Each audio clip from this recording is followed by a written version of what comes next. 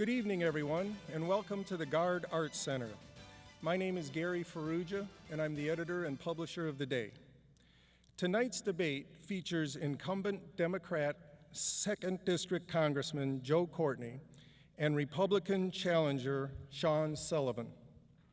It is a pleasure for The Day to continue a 20-year tradition of co-sponsoring political debates with the League of Women Voters. We're pleased, too, that WTNH News Channel 8 and MyTV9 are again our TV partners for this broadcast. Our moderator tonight is Kiki Karpin, Executive Director of the Community Fund of Darien.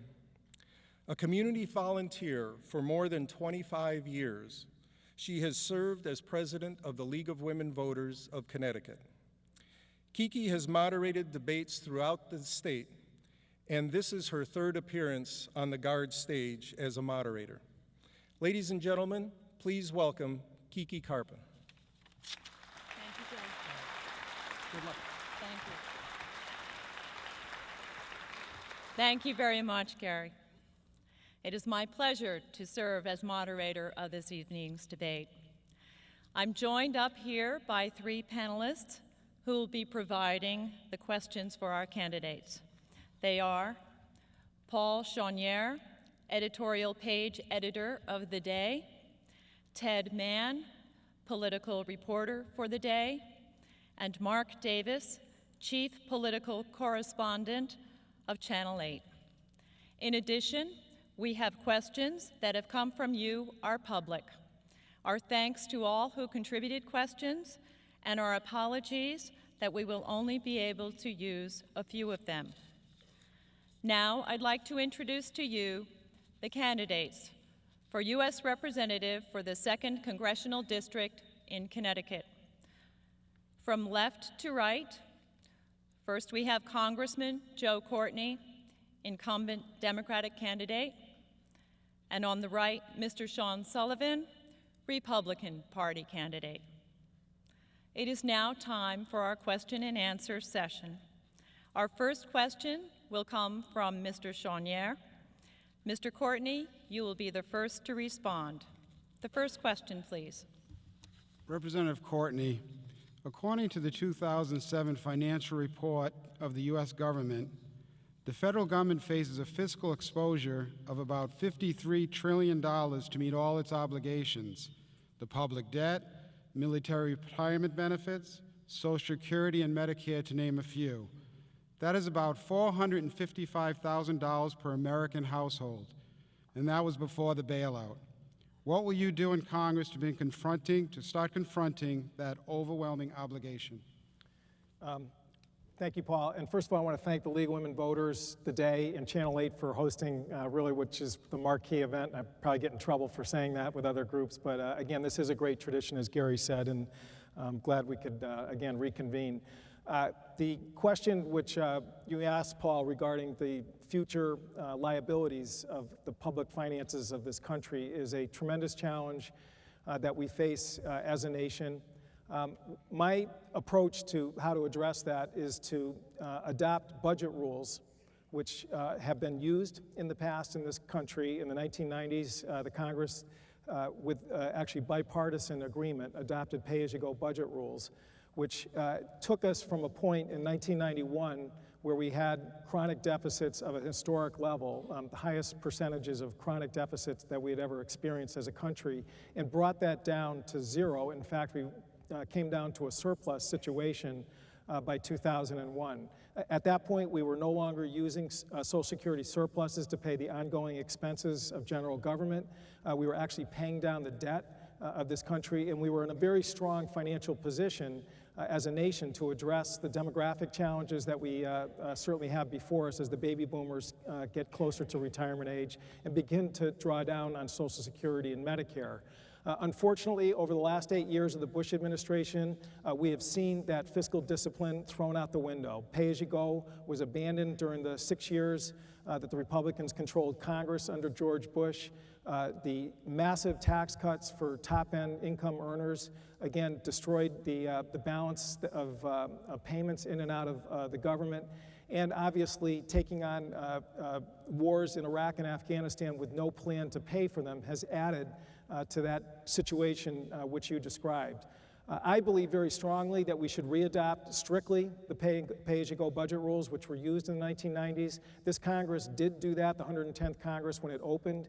I can point to issues that I worked on as a member of Congress, the College Cost Reduction Act, a $20 billion investment in freeing up the freeze on Pell Grants, cutting the interest rates for Stafford student loans, $20 billion into college affordability, and we paid for every single penny of that by offsetting reductions in terms of taxpayer subsidies to student loan lenders. That's the type of approach that worked in the 1990s. That's the type of approach which we need to get back in place. Unfortunately, it has not been a perfect score or batting average in this Congress as far as using those rules, and frankly, the rescue plan was a perfect example of it.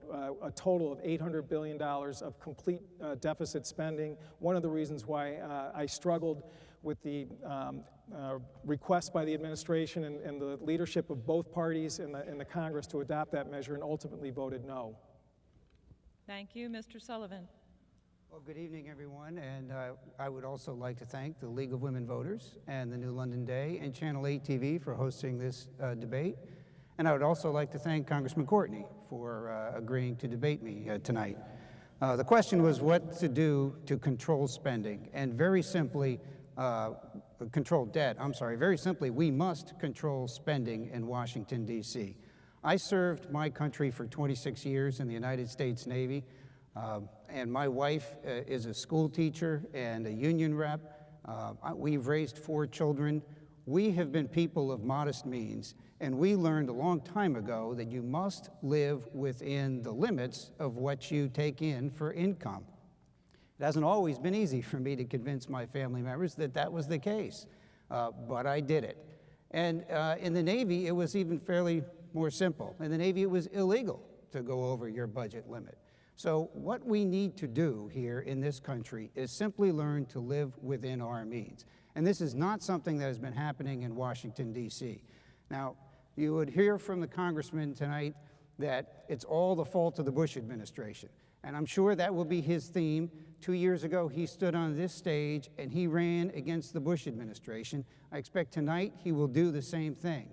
He will try to convince people that everything that is wrong in this country is completely the fault of one man, George Bush. Yet 2 years ago, he argued for change. He said he would go to Washington, D.C. and bring change. And this year, we have exploded the budget deficit. It was $400 billion before we had the bailout package. And not one dime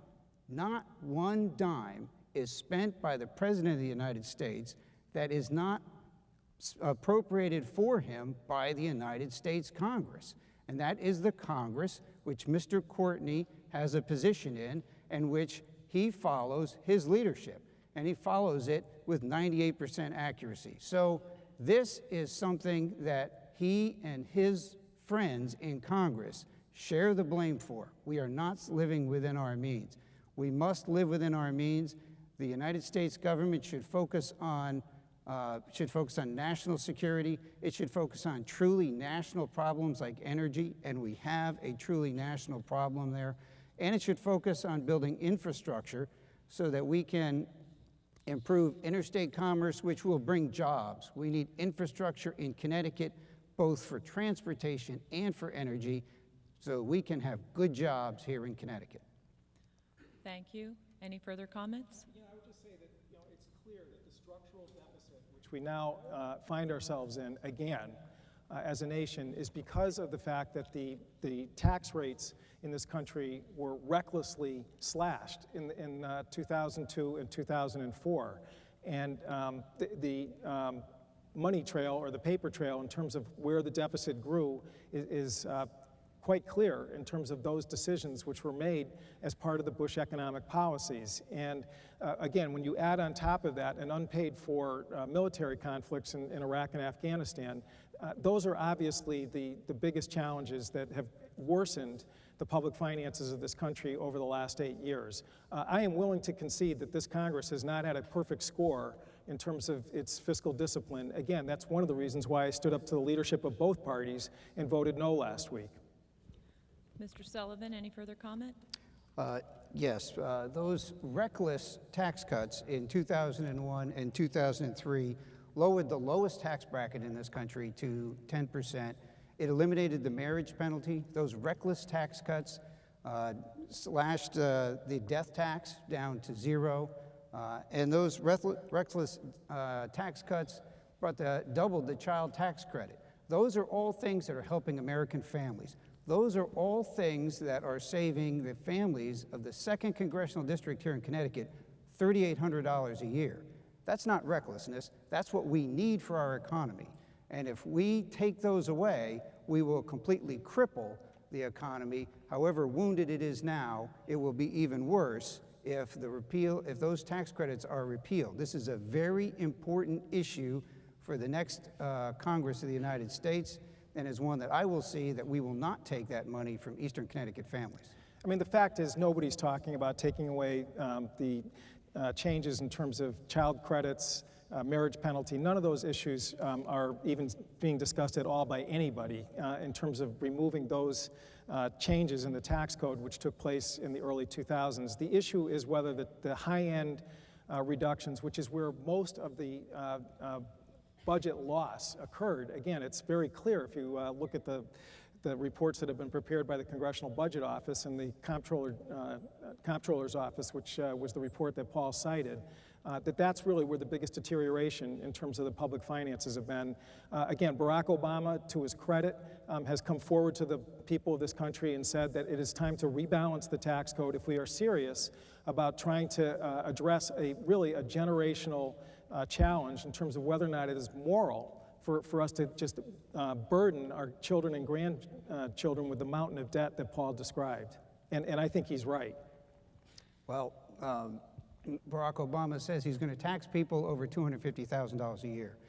Bill Clinton, in 1992, said he would only tax people over $200,000 a year. And then as soon as he won that election, he changed his tune and the taxes went up on everybody. The simple fact is there are not enough wealthy people in this country to carry the load for the sort of debt which this country has. It's just too much. We must control spending.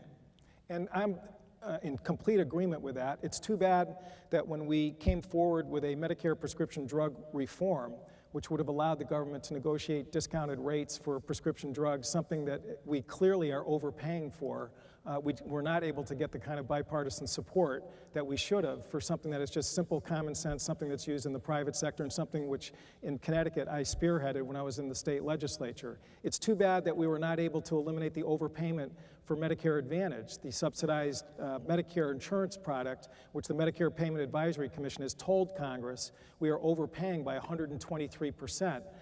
Again, this is not something that is a partisan agenda. It is just simple common sense in terms of healthcare financing, yet the common sense initiative like that we were unable to get any support from the president and his party to move forward on issues, again, which the Concord Coalition, nonpartisan, outside third-party groups have clearly identified as wasteful.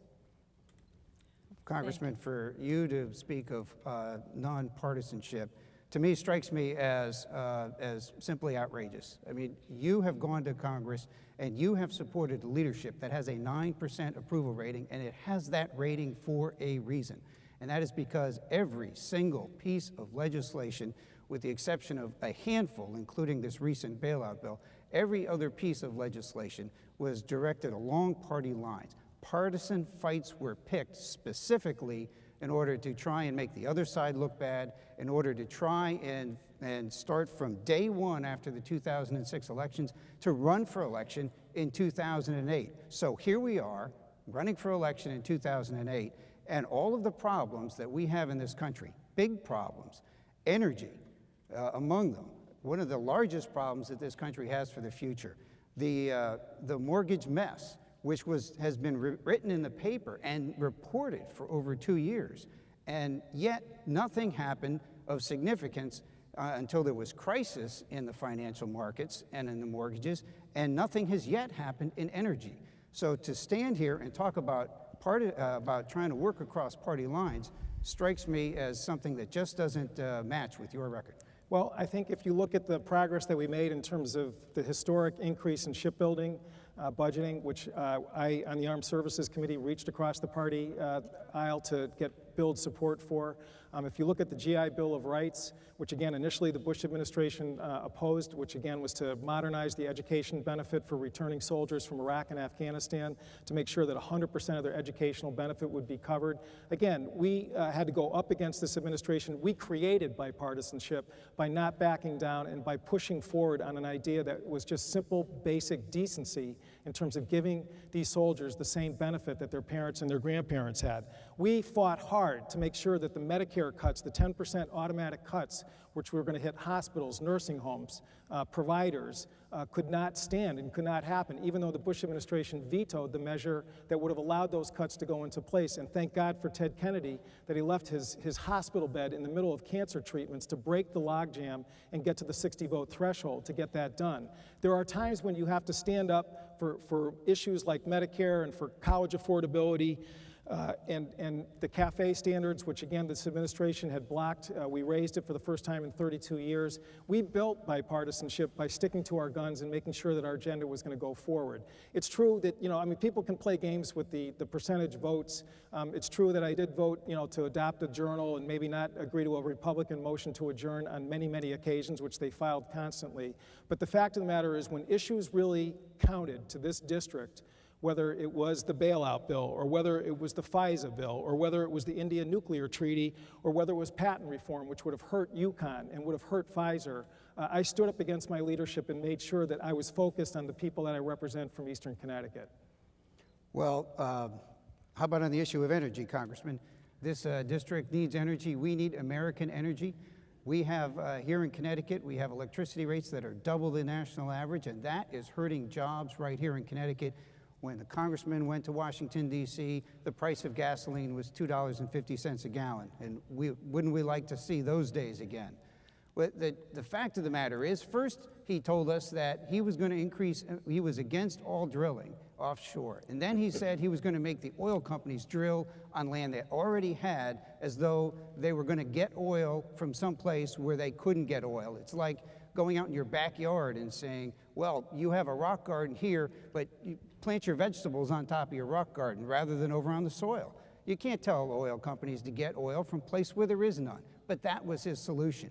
Then the next solution, when that didn't work, was, well, we're going to have them go 50 miles offshore, even though most of the oil is within 50 miles offshore. Finally, they said, okay, we'll put no drilling ban in because they just got overwhelmed at the end of September. Since they hadn't even passed a budget, they hadn't done the basic job that Congress is supposed to do. They hadn't passed the spending bills for next year. And so finally they said that they would just let it lapse. It has lapsed, but make no mistake, it is coming back. If there is a Democrat in the White House and Congressman Courtney is back in Congress, those drilling bans will be back, and we will not get the American energy we need. We will not be moving forward in order to get energy independence for this country. I think we'll let Ted squeeze a question in. Thank you. Yes. Well, you've covered a lot of Yeah. territory. I'm quite impressed. All right, we'll go on to our second question. And Mr. Sullivan, you will respond first, please. And Mr. Mann, your question. I might take the risk of going somewhere that we haven't gone yet. Mr. Sullivan, you've called for what you call a naval strategy to combat terrorism. And I was wondering if you could describe what that means and how that would mean a change in the way we're conducting ourselves in Iraq, in Afghanistan, in Pakistan, and that entire region of the world. Certainly. Ladies and gentlemen, we have a very difficult history in the Middle East that goes back many decades. 2 years ago, you voted for change in large measure because the war in Iraq was going very poorly.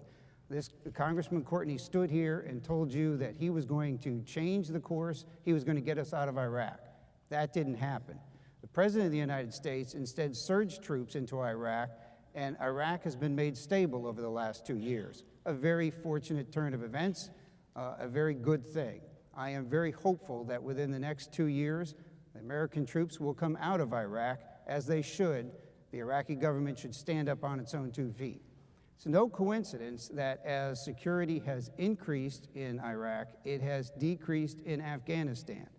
That is because the root of this problem is foreign fighters. They are people who come from all over the Middle East who, for whatever reason, want to attack the West, and they want to stir up trouble wherever they can and form terrorist camps. So those people went into Iraq and destabilized it. As the surge worked and Iraq got more stable, those people stopped going to Iraq.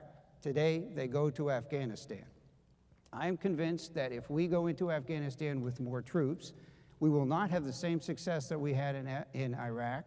And the reason is because in Iraq, you had people, that local population, that could maintain security. In many places in Afghanistan, we're talking about very Spartanist mountains, there is no local population. The Iraqi government does have oil. It does have resources to get hard currency to pay for its own security. The government in Afghanistan does not have those resources. So if we use the same strategy, we will have troops in Afghanistan for a very, very long time in a very, very dangerous situation. I propose that we move to a naval strategy. A naval strategy would have forces offshore. We would use Tomahawk cruise missiles. We would be able to attack terrorist camps where they strike. Even if we do maintain success in in Afghanistan, as both presidential candidates have proposed, by increasing troops there, then we will end up with these foreign fighters going to yet another country. They may go to Pakistan. They may go to Somalia or Yemen. There's many other countries in the Middle East where the government itself is not strong enough to keep these people out. So we would end up going from country to country. You may remember in Iraq, we talked about a whack-a-mole strategy back when we were first trying to get a handle on all of the violence that was there. And that was where we would hit the terrorists in one place and they'd pop up in another. Well, essentially, we could end up doing a whack-a-mole strategy country by country. We could get them out of Iraq, now into Afghanistan, now into the next place. For the long term, that's too expensive, too many American troops on the line. It would be much smarter to do it with naval forces. Thank you, Mr. Courtney. Thank you. I think a naval strategy for a landlocked country is not a good idea. And as someone who was in Afghanistan last year and visited with the NATO command in Kabul, helicoptered out to the border of Pakistan, which is the area that is, I think, been identified by the National Intelligence Estimate and really by almost any objective observer as probably the most dangerous part of the world in terms of terrorist training camps. And was clearly adjacent to the area that the attacks of 9/11 were originated from. The fact of the matter is that we right now have a very strong NATO alliance, which I saw with my own eyes, troops from England, Canada, France, Germany, Poland, Italy, working together with the Afghan government. It is true, it is a desperately poor part of the world, the fourth poorest part of the world, much different than Iraq, who does have great oil wealth, as Sean pointed out. But the fact of the matter is that for us to just pull back would, in my opinion, result in a collapse of the NATO alliance in Afghanistan. It would leave a very weak government prey to the Taliban to just basically swoop back in, which is exactly what they did in the 1990s. And the training camps, which General McNeil, the NATO commander, briefed us on, would, I think, just further enlarge, and that we would be, as a world, in a much more dangerous situation. The fact of the matter is that the request for more troops that General Daniel McKiernan made the other day is not just sort of shifting what we have in Iraq today, which is about 145,000, all over to Afghanistan. He's actually asking for a pretty modest level of troop increase.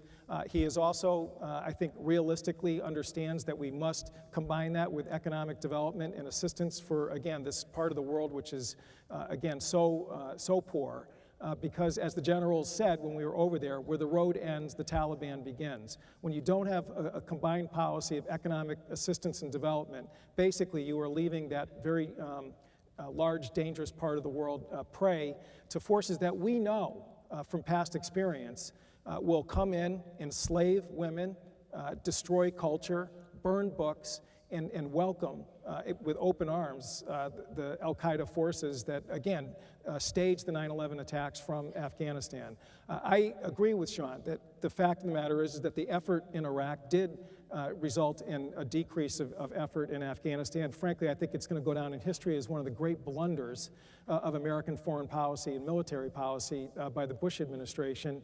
And I do think that this election, we have a clear choice in terms of who's on the ballot for president, in terms of trying to correct that mistake. And certainly Senator Obama offers what I think is a much better way to move forward that is based on sound intelligence and what I think is the obvious national interest of this country. Thank you.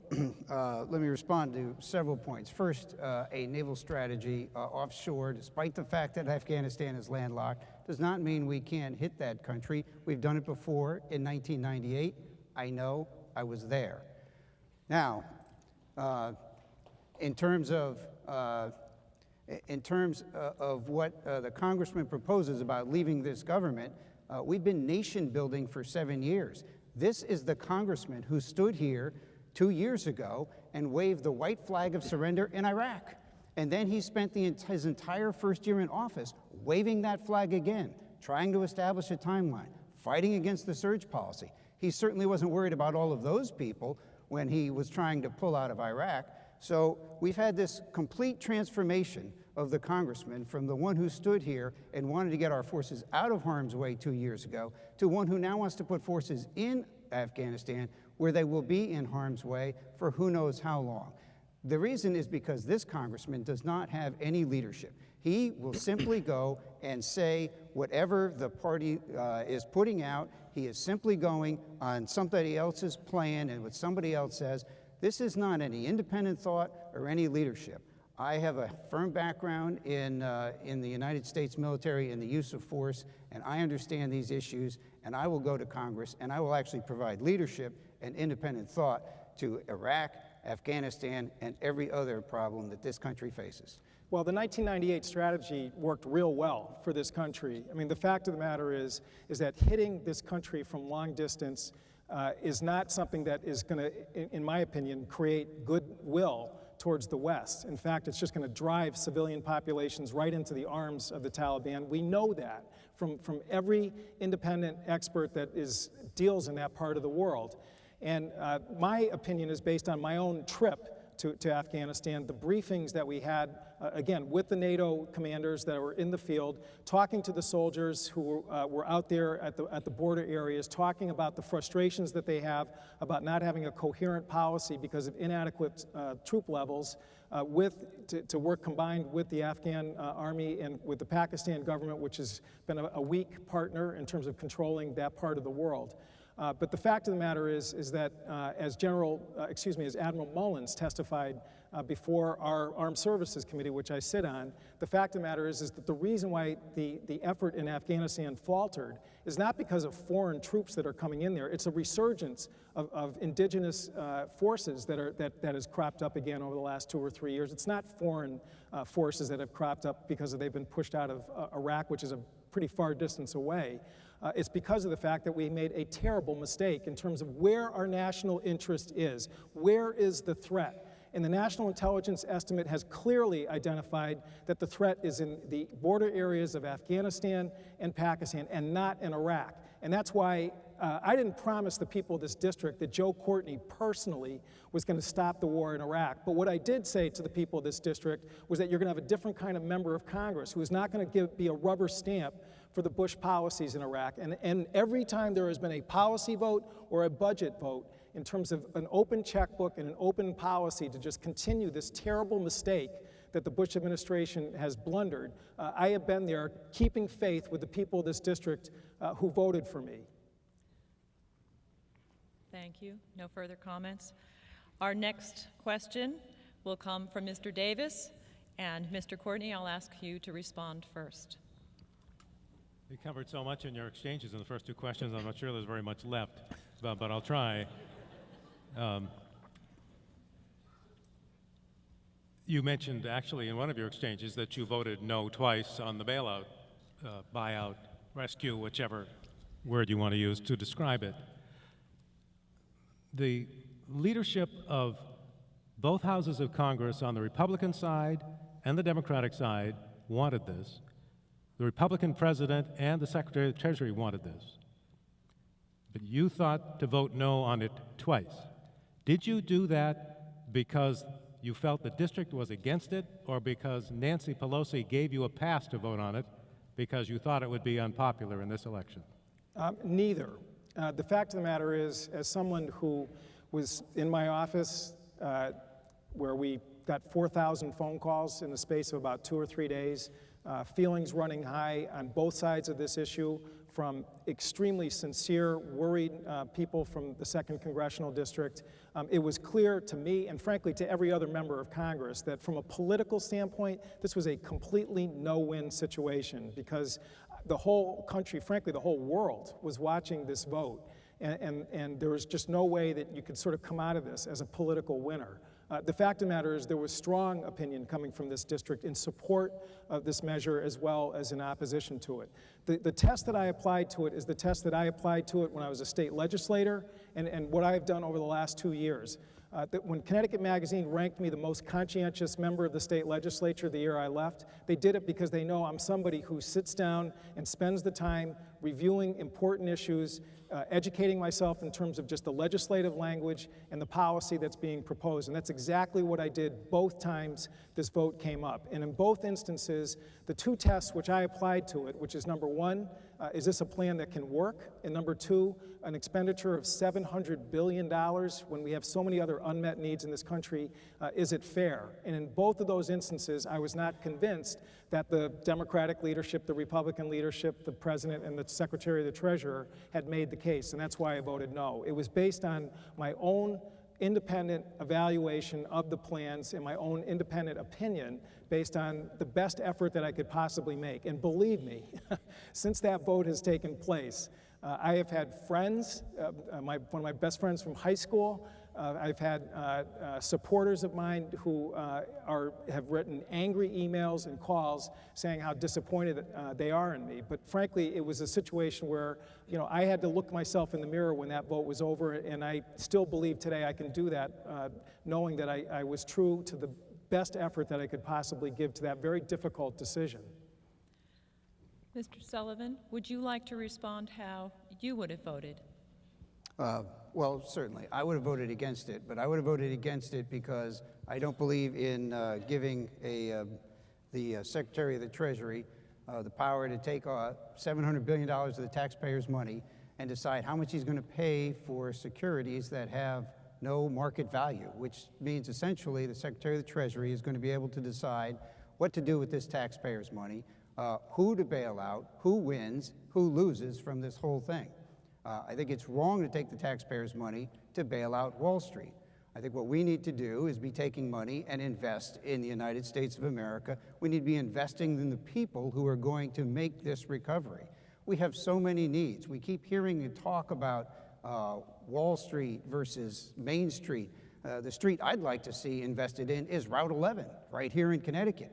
I'd like to see us invest in I-95 here in Connecticut. I'd like to see us take $700 billion and put Connecticut workers to work building roads, building infrastructure, building things that are going to help the Connecticut economy. I'd like to see us take that money and build energy infrastructure. We need so much for energy here. Our prices here in Connecticut are higher than anywhere else in this country. We need to be building power plants, and we need to be building ones that will do something other than burning fossil fuels. And we need an electrical grid system in this country that will get renewable energy from places where it's more plentiful to places like Connecticut where it's not very plentiful. Otherwise, we will continue to have high energy prices here, and we will continue to bleed jobs here in Connecticut. This is what we need to be doing with that $700 billion. Thank you. Any further comments? Okay. We'll move on to the next question. This comes from a member of the public. Kathleen Harrington asks, "It has become apparent that the middle class is shrinking and the gap between poor and the rich is ever widening. What legislation would you propose to help retain the middle class in our society and to curb the disparity between the rich and the poor?" Mr. Sullivan, would you respond first, please? Certainly. The first thing we need to be doing in this country is worrying about energy. You know, this current fiscal crisis is a severe crisis, and it has a potential to cause great pain. But we have had fiscal crises before. The American spirit and the American worker will pull us through. We will recover. Energy is a different story. Energy is something in this country where we are on a downward trend, and unless we do something different, we will continue to go on a downward trend. We are taking American money and buying energy from overseas, and this means the money is leaving this country. The capital is not available for us to use it to invest here, and we need to do that. We need to invest here in order to develop good jobs for the future. We will do that by investing first in getting more American oil and natural gas out of the ground right here so we can stop that money transfer. Second, we need to invest in all renewable sources of energy. We need to invest in all alternatives, including nuclear power. Solar, wind, clean coal, biodiesel. These things are all things that need to be invested in, and they're all popular. The one that separates me from many other people, including the congressman, is my firm support for nuclear power. We need to move on down the road. This is a valuable source of electricity right here in Connecticut, and we can do more of it, and it will help us control our costs and help us gain energy independence. When we have cheap energy, when we have affordable energy and clean energy, we will be creating jobs. We'll be creating them right here with the energy businesses. We'll be creating them with the construction of the new power plants. We'll be creating them by having businesses have energy that's affordable so that they can grow and create more jobs. This is the way that we will close the gap between the rich and the poor. The middle class need good jobs, they need opportunity, they need things that are available. And right now, those things are not going to be available in the future, especially here in Connecticut, and nothing is being done. Congressman Courtney and the current Congress have done nothing to work on the energy problems facing this country. Mr. Courtney. Thank you. First of all, I think the question is the question of the day. And the fact of the matter is, if you step back and look what's happened over the last 8 years, at a time of some so-called economic recovery, even after 9/11, the fact is median income, which is the measurement of middle-class income, declined in this country at the same time that there was great growth. So there clearly is an imbalance that exists here, which I think the questioner implied. I joined or asked for an assignment to the Education and Labor Committee. My other committee assignment is Armed Services, because I am so concerned about exactly the issue that the questioner asked. And the fact of the matter is that if you want to give young people in particular the best strategy in terms of how to succeed and thrive in life, we have got to break down the barriers for higher education, which have been thrown up because of neglect over the 6 preceding years that before I came to Congress. Pell Grant, which is the basic grant program for lower income and middle income students, have been frozen at $4,000 a year for 6 years before I came to Congress. On the Education and Labor Committee, as I mentioned earlier, we passed the College Cost Reduction Act, which unfroze Pell Grant, cut the interest rates for Stafford student loan. We created a new program called Teach Grant, where students who make a commitment and agreement to actually be teachers in science, technology, engineering, and math will be eligible for an additional $4,000 of grant money that will help pay the cost of their college.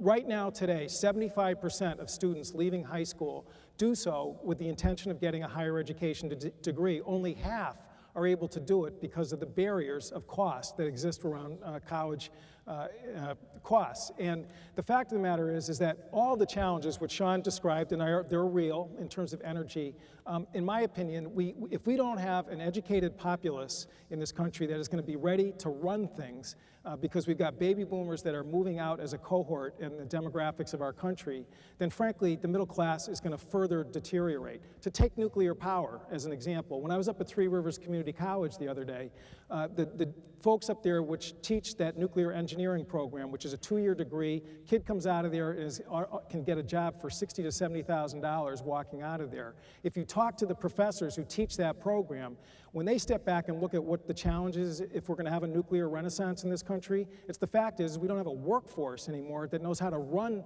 nuclear power plants. It's been 1973 since we built one in this country. And the fact of the matter is the skills that surround the construction of the parts and the plants for nuclear power have deteriorated because of the fact that we are not producing enough engineers, particularly nuclear engineers, in this country.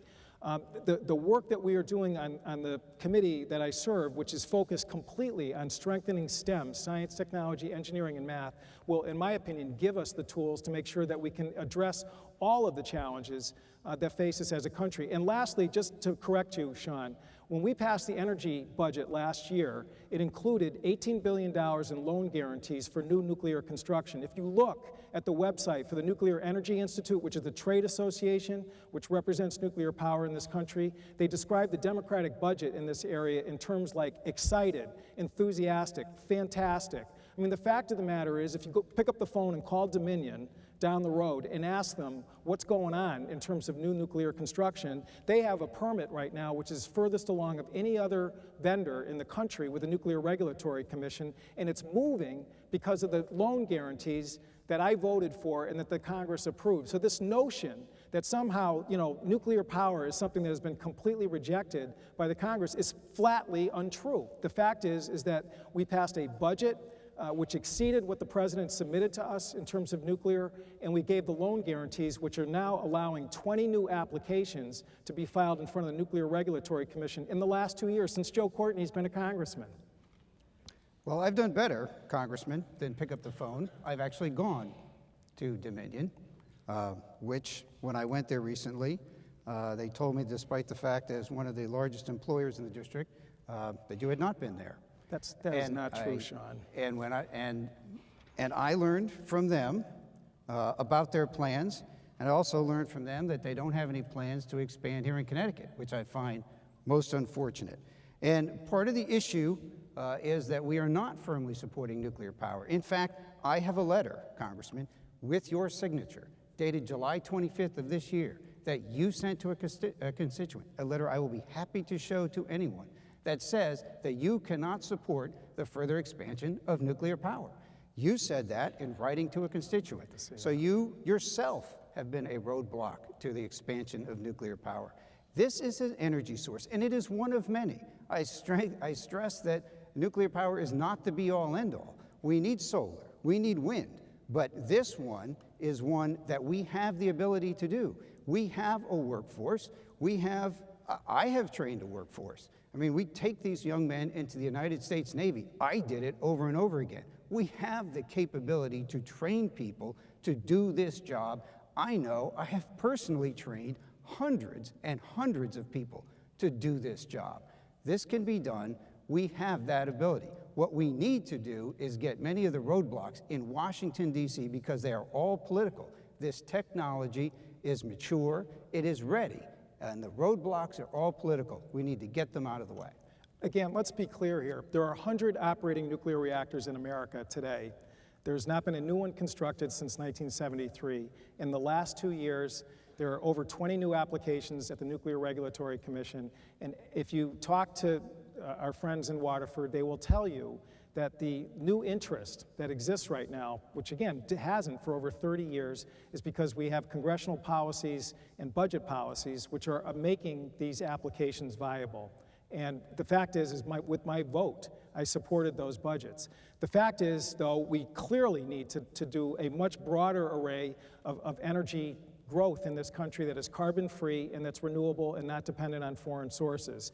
H.R. 6, one of the first bills that we voted on when I was in Congress, said, you know what, those tax breaks that the prior Congress gave the oil companies, that's really not the best investment of taxpayer dollars, given the fact that oil companies now are racking up the highest profits in human history, and that what those tax credits ought to be used for is to redirect it to renewable energy production, which people here in the 2nd Congressional District are bursting at the seams to get working on. A company up in Enfield, SDR Technologies, which makes the coating for photovoltaic cells, which we got a grant from the Department of Defense so that they can use it for pop-up tents and backpacks.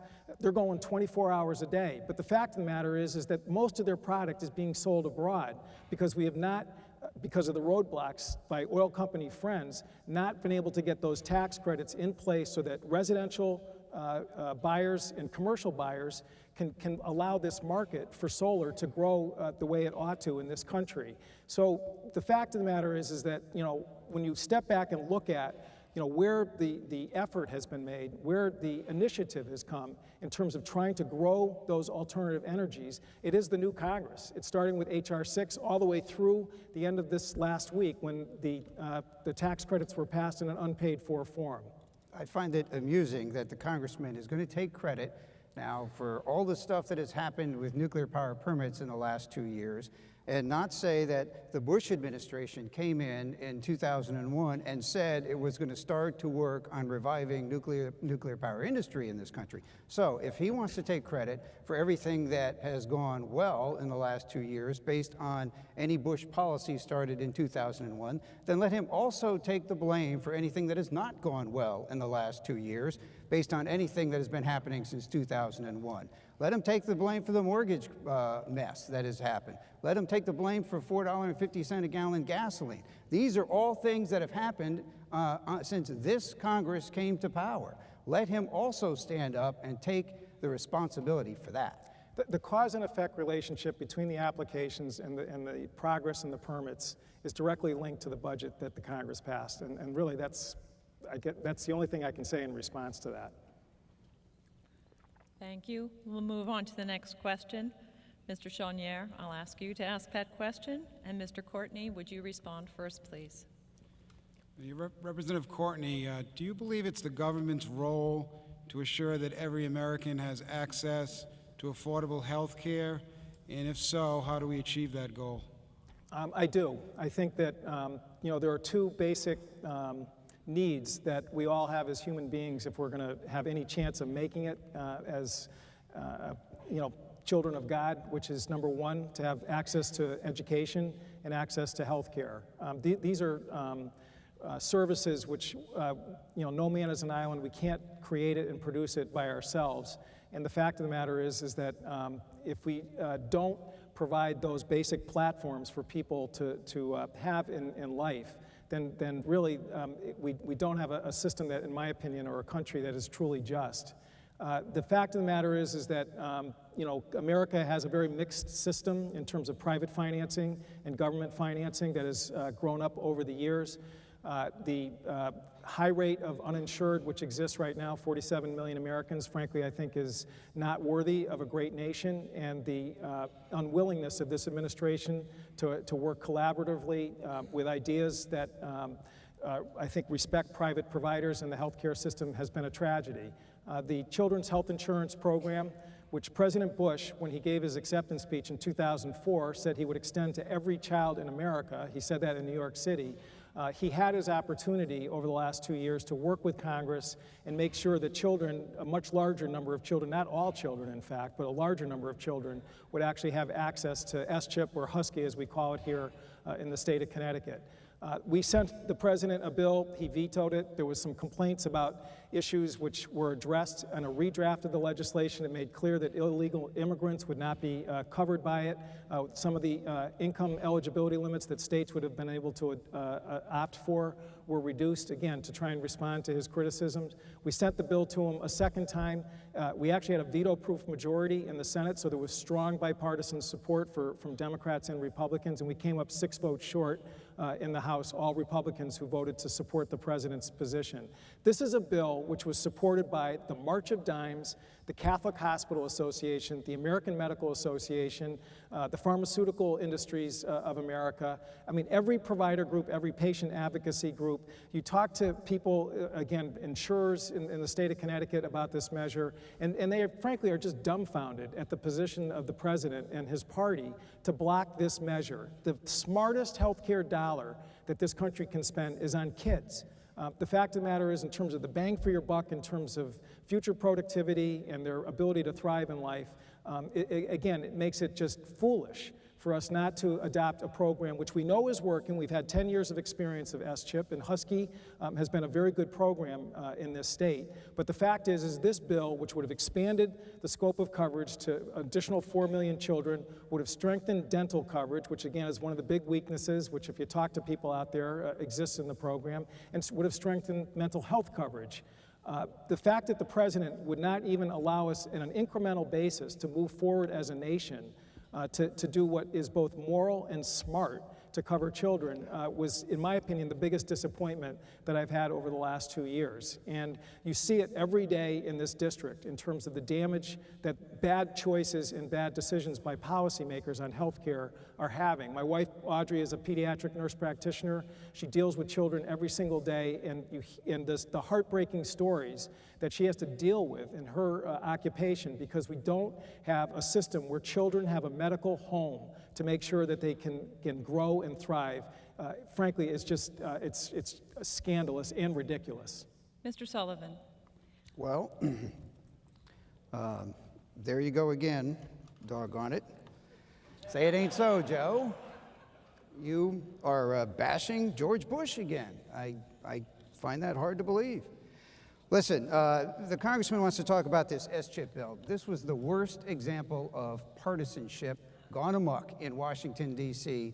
that I've seen in my adult life, and I've seen quite a bit. This was a bill that the president put in his budget to say, let us have a bill that would cover 6 million children. In Congress, they came back with something that said 10 million. They threw in this thing with illegal immigrants just to be sure that it was vetoed. Then the president signaled that he was willing to compromise. Did they compromise? No. They came back with another bill to cover 10 million children. Now, anybody with a second-grade education could say 6 million, 10 million. Why don't we shake hands at 8 and move on? That is not what happened here, ladies and gentlemen. What happened was they in Congress, Congressman Courtney and his leadership in lockstep went to go and say, let's get this veto. We want the issue for the campaign trail. We want to be able to go out and say that George Bush hates children. We want to go out and say all Republicans hate children because all Republicans are really George Bush. This is what they wanted from the very beginning. They were not interested in helping children. If they had compromised, there would be 2 million children, 2 million children in the United States today who would have health care, who do not have health care, because they wanted the issue for the campaign trail.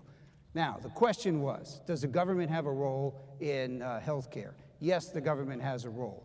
That role needs to be taken leadership level by the state governments, not the federal governments, for the precise reason that I just talked about. You will get partisanship, you will get a program, and you will get arguing, and you will never be able to move it forward in Washington, D.C. You just witnessed what has happened in the last 2 years. Massachusetts has a form of universal health care. If it's working, it can be copied by every state. The government in the Washington, D.C. can help with the finances, but not to control the program. In 2002, the government got involved in federal education through the No Child Left Behind.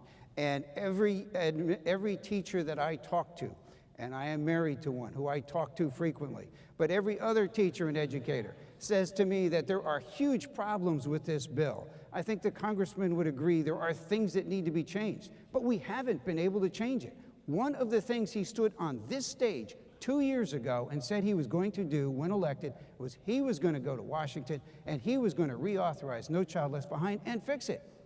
That has not happened. He has not reauthorized No Child Left Behind. No changes have been made because we have given control of this to the federal government. They have so much on their plate. They have this mortgage crisis. They have national security. They have energy. Only the federal government can solve these truly national issues, but the states can take the lead. Witness what happened in welfare reform back in 1994. Republican Congress. I'm very sorry, Mr. Sullivan, but we're coming to the end of this portion. If you'd like to say another 30 seconds or so, please do, but I was on a roll. Yeah, I know you were, and I apologize. I was afraid we were rolling right into a whole new. In 1994, a Republican Congress and a Democrat president signed into law welfare reform, which essentially took control of that program and gave it back to the states. That's where it needs to be in health care, because without control at the state level, we will get a program that will be nothing but the subject of partisan fighting for the rest of your lives in Washington, D.C., and it will not work well. Thank you very much. The time has now come for closing statements. You will each have 2 minutes for your closing statement. They will be in the order as determined prior to the program. Mr. Sullivan, would you please give us your closing statement? Well, it is an honor and a privilege to be able to even run for office as for the House of Representatives, run for the office to go to Congress. Ladies and gentlemen, as your congressman, I will work for you. 2 years ago, you voted for change. And what change did you get? This congressman, Congressman Courtney, stood on this stage and told you that he would bring real change to Washington, D.C. Instead, we've gotten nothing but partisanship and fighting, and the problems that this country faces, major problems, have only gotten worse. Gasoline was $2.50 a gallon when Congressman Courtney went to office. It has been up to $4.50 a gallon and is still over $3.50 a gallon in Connecticut today. We still have national security problems overseas in Iraq and Afghanistan, and we have not wrapped those up. We have not brought those to a conclusion. We still have huge problems in healthcare and in energy. Energy especially needs attention. And we have known for 2 years that we had this issue with subprime mortgages, yet nothing happened and nothing moved forward until we got to the point where it was an absolute crisis. We need somebody who is going to work for you in Connecticut. What you have right now is a congressman who goes there and lines up with his leadership in lockstep and supports their partisan bills lockstep every time. That is not solving the problems. That is not moving forward here. That is not helping us in Connecticut. We need energy. We need infrastructure. We need to put Connecticut to work. We need to get Connecticut jobs for a Connecticut future, and I will do that as your congressman. Thank you, Mr. Sullivan. Mr. Courtney, your closing statement, Thank you, please. Kiki. It has been an honor to represent the people of Eastern Connecticut for the last 2 years. Being welcomed to Congress with the closest race in America added a little extra special flavor to the start of my time there. As someone who, again, spent a lot of time crisscrossing this district, I learned a lot about how hard everyone in this district works every single day. The people down at EB that I was shaking hands with today and who I worked with over the last 2 years to make sure that all the broken promises from the Bush administration and prior representations made by people who occupied this seat were going to end. And what we did over the last 2 years is to grow jobs at Electric Boat, 500 new engineers and designers over the last 2 years, directly because of budgets that my subcommittee on the Armed Services Committee, working with Congressman Murtha from Pennsylvania, were able to achieve. Working up in Enfield to make sure that that grant to that solar panel company occurred so that 200 new jobs are being created as a result of that exciting new emerging technology. The fact of the matter is, in this district where we have the highest higher education concentration, UConn, Eastern, 3 community colleges, Conn College, we got the College Cost Reduction Act to help students pay for college, the GI Bill to make sure that soldiers coming home would have the same access to education that their parents and their grandparents have. I have worked every single day. Every single day I get up and I remember the people going to work at 5:30 in the morning down at EB, those kids who need help at UConn, all the entrepreneurial ideas and innovation that exists in this district, and we have been focused like a laser to make sure that this district is going to grow and thrive, and I pledge to you again tonight that I'm going to continue to do that if you give me your vote on November 4th. Thank you very much. Thank you, Mr. Courtney. Nice job. Good job. On behalf, thank you. Excuse me. On behalf of the sponsors, the League of Women Voters, and the New London Day, I want to thank our candidates for participating in this debate. We appreciate your willingness to come before the public to share your views, your priorities and goals for the 2nd Congressional District and our country. I also want to thank you, our audience, for coming out this evening, and those of you who have been watching this debate. A healthy democracy depends upon the active participation of the citizenry, and we are grateful that you have taken the time to be with us. We hope this event has helped to inform you of the candidates' positions on the important issues facing you and our nation, and that you now understand what your vote will mean.